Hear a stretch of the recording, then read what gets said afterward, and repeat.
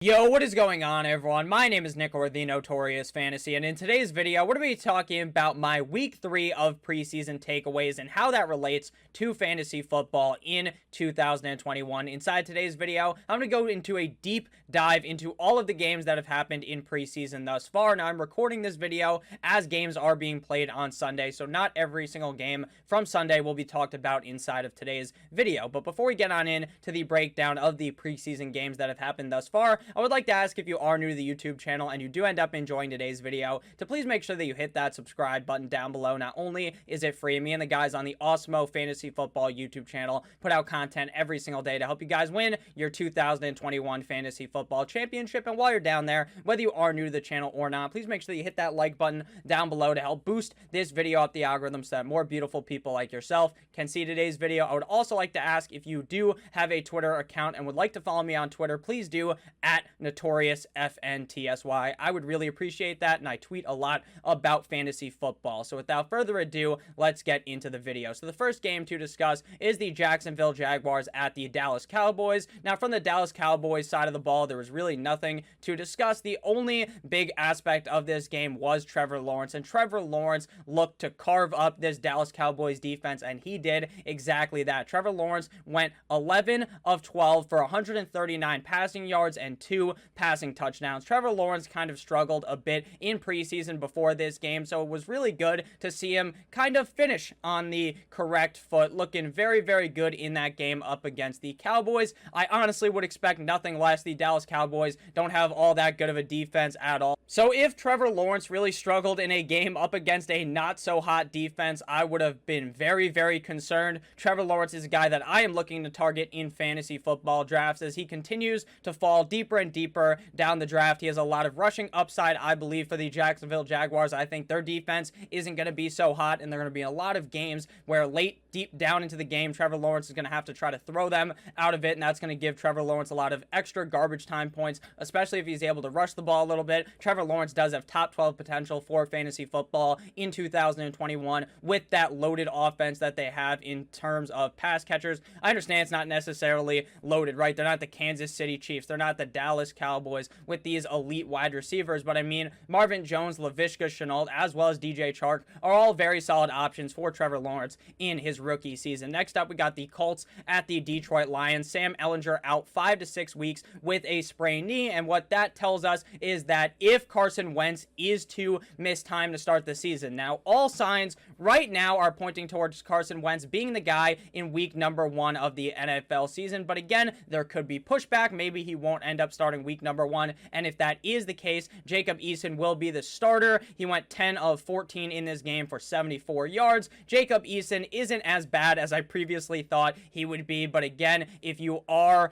a player who has a bunch of players already from the Indianapolis Colts, if you have Jonathan Taylor, if you have maybe a Michael Pittman, you probably would prefer if Carson Wentz was under center, because that would make the offense, in my opinion, move the most effectively. Next up for this game, we have T.Y. Hilton expected to miss multiple weeks with a back/neck injury. T.Y. Hilton was a guy that was nowhere near on my radar for fantasy football in 2021. It feels like it has been years since T.Y. Hilton paid off at his average draft position. This year, he was going so late that he was a late round dart throw, but even then, I would just turn the other cheek and look another way and draft some other late round wide receiver that isn't T.Y. Hilton, and now I guess that does kind of elevate Michael Pittman Jr. a little bit, but I'm still a little bit worried about Michael Pittman Jr. because he didn't really show us all that much in his rookie campaign in 2020, but maybe he has a breakout sophomore season in 2021, and the injury to T.Y. Hilton would definitely help him be on the path for that. Next up, we got the Eagles at the New York Football Jets. Michael Carter didn't look the best, if I'm being honest with you guys. 7 rushes for 12 yards. Now, I have been someone who has been banging the drum aggressively for Michael Carter. I believe that the running backs ahead of Michael Carter are career backups. You got Ty Johnson, you got LaMichael Pirine, you got Tevin Coleman. These are all running backs that I do not believe are starting caliber running backs in the National Football League. But at the end of the day,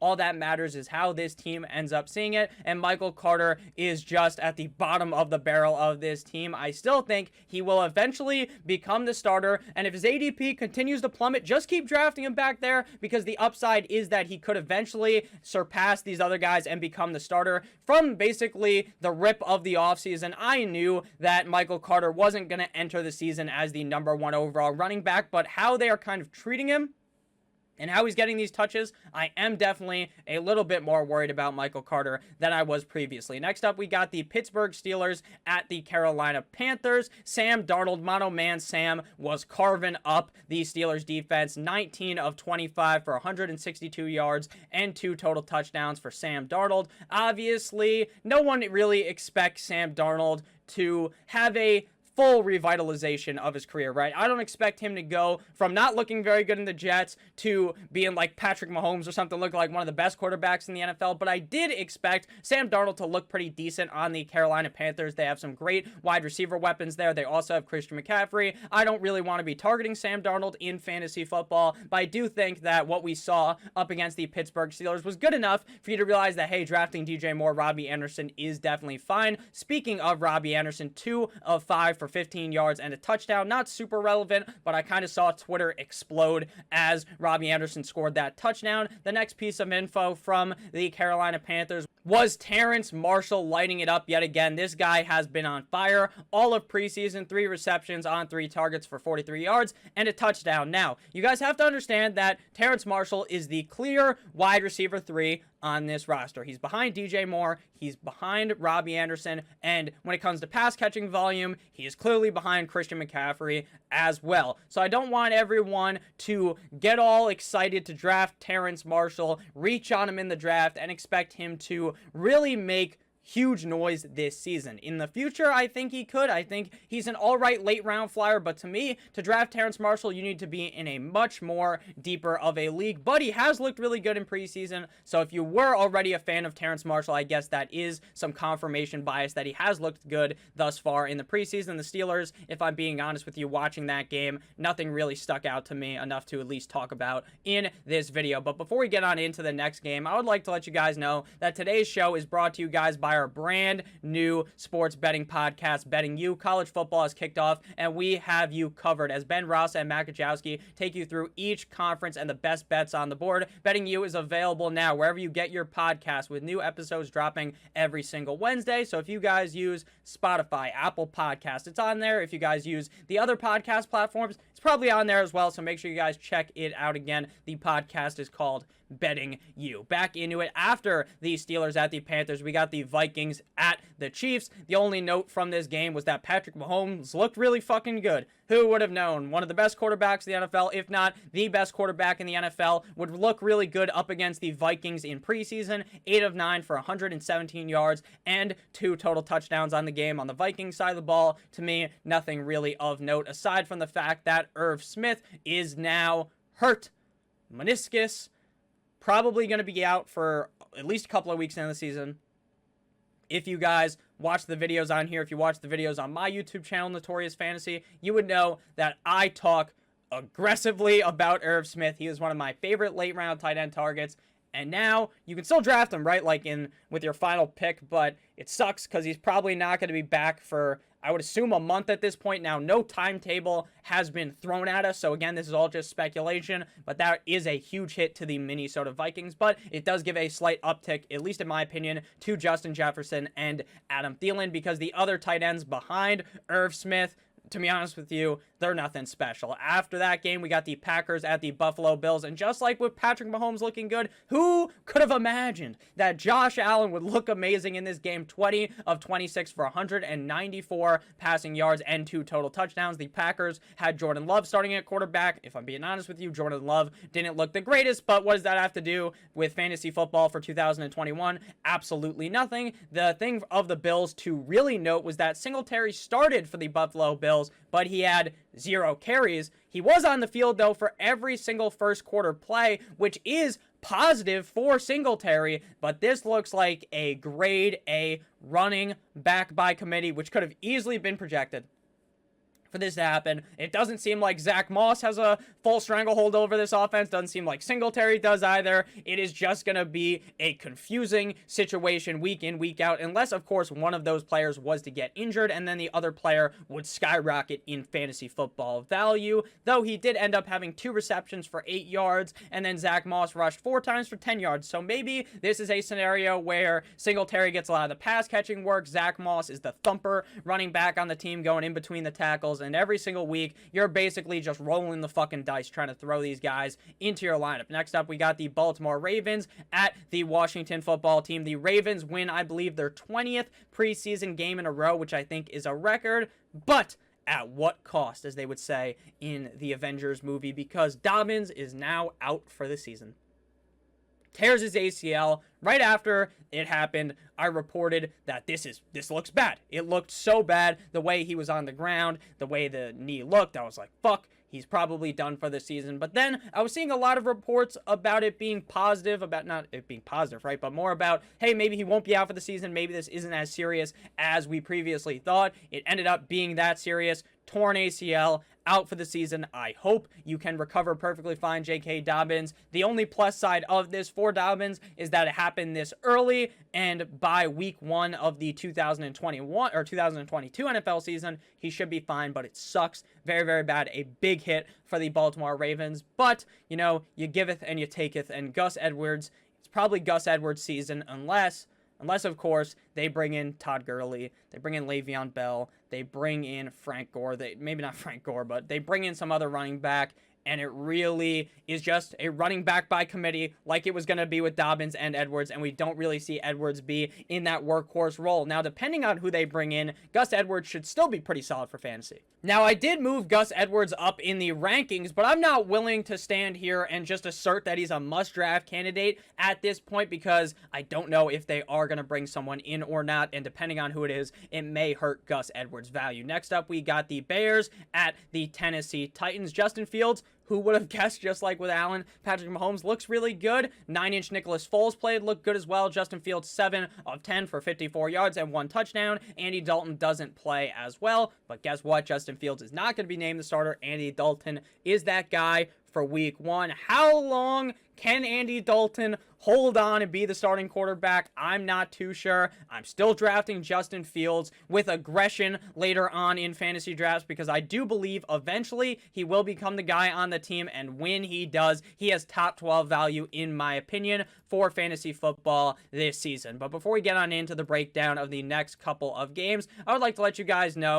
that if you guys plan to stick around all season for NFL DFS, then go ahead and grab our early bird Awesemo Plus NFL Annual Pass right now. 15% off with promo code BLITZ. That's a full season worth of Awesemo Plus player projections, ownership projections, top stacks, premium slack, and tons of new additions for the season. As an added bonus, this will also include projections and updated depth chart all preseason long. That's promo code BLITZ for 15% off Awesemo Plus NFL Annual Pass. Today is the last day we'll be offering this discount on the NFL Annual Pass, so click the link in the description of this video to activate it before time runs out. Back into it. We got the Buccaneers at the Houston Texans. Another case of, whoa, Tom Brady looked good. Wow, what a surprise, right? Week 3 has been thrilling for fucking preseason. But again, there are takeaways from this. I hope you guys have gotten at least something from this video, which I assume you will have. At least you probably had a fun time, and that's the biggest hope of these videos. So Tom Brady looks great.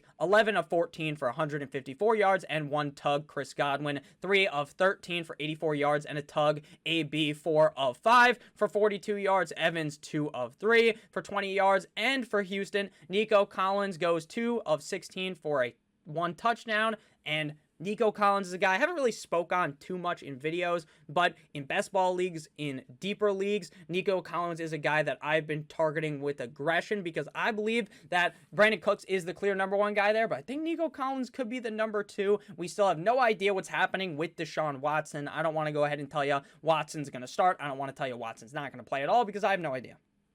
What I do know is today that I read that the Miami Dolphins are basically in agreement to get Deshaun Watson.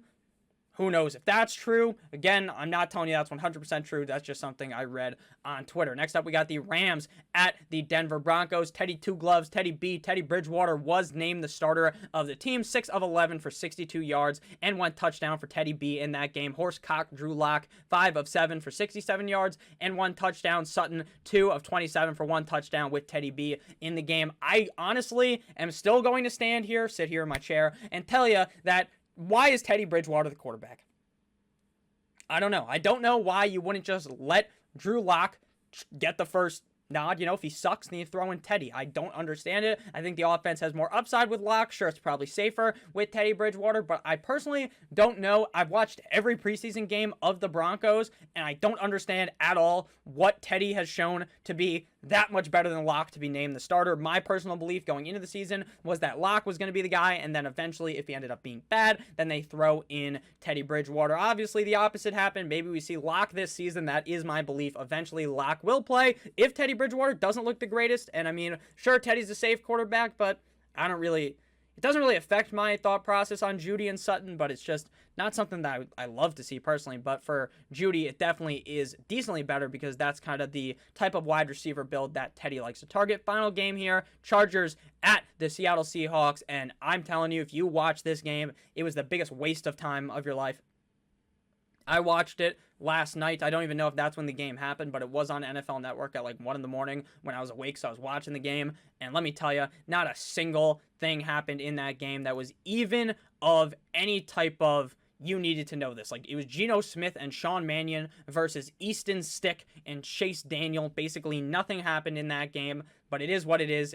I mean, I still watched it, though, because football is football. But before we head on out of here, I'd like to let you guys know that the Awesemo Fantasy Football Draft Kit is available right now. If you guys want the draft wingman, the best ball rankings, the stacking guide, trade value chart, and you also want up to $35 in credit for Underdog and FFPC leagues, you get 33% off when you use my promo code win your league at checkout. That's less than $10 for everything we have to offer for season long and best ball. If you guys want to dominate your draft, just embarrass your league mates, make sure you go ahead and purchase the Awesemo Draft Kit, promo code win your league. Thank you guys all so much for watching this video. I love you guys all. I hope you got a nice, fun, in-depth breakdown here of these games for everything that was fantasy relevant. Also, quick nod to the 49ers. This is not going to be really a super in-depth breakdown because the game's still going on, but the 49ers versus the Raiders, I think that's who they're playing, the Raiders. I was watching that game. Trey Lance is playing. They pull Trey Lance. They throw Jimmy G in. Jimmy G's playing. They tug him out. They throw Trey Lance in the game. There's no way that's what's going to happen week 1, but that is very, very weird to see. Very weird. Lance looked good. Garoppolo looked good so far in this game. Again, the game's not over. Maybe one of them ends up stinking it up a storm, and you're like, oh, Nick, you fucking dumbass. They both look terrible. Maybe that's what ends up happening, but based upon where we are sitting right now in that game, I believe that right now it is the end of the first quarter. Both of them have looked pretty solid in this game. I do assume, though, that Jimmy Garoppolo is the starter for the 49ers. Thank you guys for watching. Make sure to hit that subscribe button down below. Hit the like button as well to let me know that this video was very nice and that you like my wife. My name is Borat. Make sure you guys follow me on Twitter as well, at NotoriousFNTSY. Twitter did not verify me, but maybe if more people follow me, then eventually Twitter will be nice enough to verify me. I love you guys all. Stay safe. As always, have a great rest of your guys' day. Goodbye.